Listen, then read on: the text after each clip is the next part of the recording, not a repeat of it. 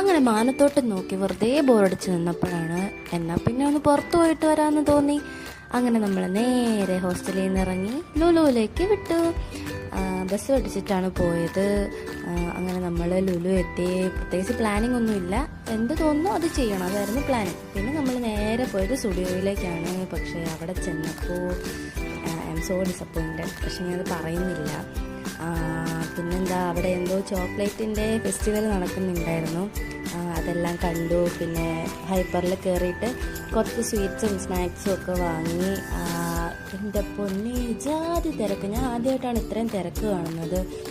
പിന്നെ നമ്മൾ ബ്രോസ്റ്റഡ് വാങ്ങി, പിന്നെ ഒരു ഹണി കേക്ക് വാങ്ങി, പിന്നെ ഒരു ഐസ്ക്രീം കഴിച്ചു. നല്ല ടേസ്റ്റായിരുന്നു കേട്ടോ ഐസ്ക്രീം. 35 രൂപ എന്തുണ്ടായിരുന്നുള്ളൂ, അത് കഴിച്ചു. അങ്ങനെ നമ്മൾ ലുലുവിനോട് ബൈ പറഞ്ഞ് നേരെ ഹോസ്റ്റലിലേക്ക് പോയി. അപ്പോൾ അത്രയേ ഉള്ളൂ. അടുത്ത വീഡിയോ